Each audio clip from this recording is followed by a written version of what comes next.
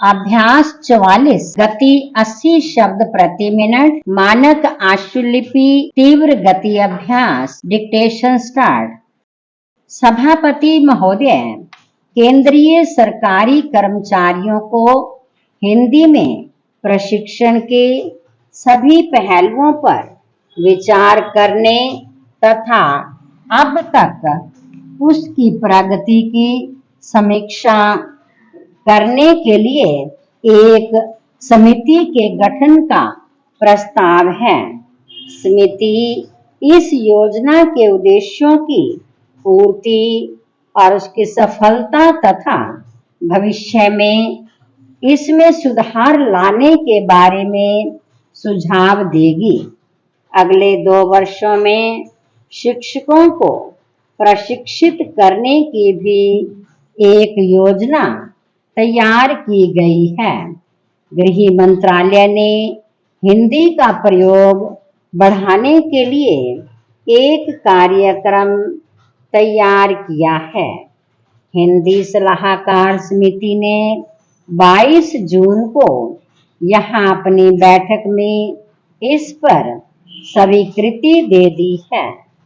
मंत्रालय ने खुद ही अनेक पुराने फैसलों के कार्यान्वयन में धीमी प्रगति पर चिंता व्यक्त की है।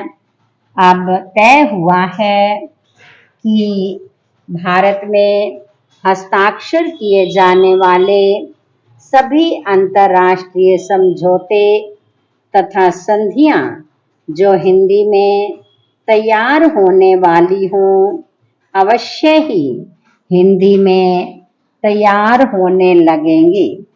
करारों, संविदाओं तथा टेंडरों के फार्मों आदि को हिंदी और अंग्रेजी में तैयार करने के प्रयत्न किए जाएंगे।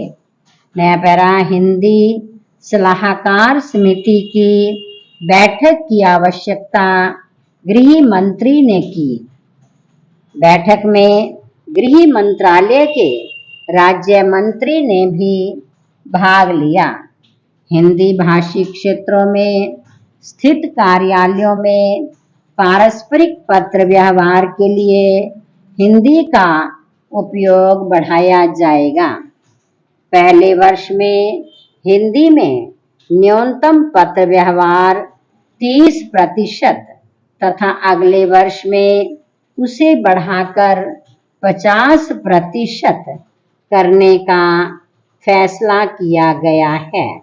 जनता को हिंदी भाषी क्षेत्रों में भेजे जाने वाले सभी पत्र हिंदी में भेजे जाएं। फाइलों पर टिप्पणी भी हिंदी में चढ़ाने पर जोर दिया गया है। प्रेस विज्ञप्ति आदि का हिंदी में भी पर्याप्त मात्रा में प्रकाशन न होने के कारण इस काम में तेजी से प्रगति करने पर जोर दिया गया है। जिन कार्यालयों में 25 से अधिक तथा 100 से कम कर्मचारी हों, उनमें कम से कम एक हिंदी टाइपराइटर जरूर खरीदा जाना चाहिए तथा हिंदी टाइपिस्ट तथा स्टेनोग्राफर भी नियुक्त किए जाएं। यह निर्देश तो हिंदी के प्रयोग को बढ़ावा देने के लिए वास्तव में प्रशंसनीय कहे जा सकते हैं, लेकिन केवल निर्देश देने से काम नहीं चलता। सबसे महत्वपूर्ण बात यह है कि लोगों के सोचने के ढंग में परिवर्तन आना चाहिए।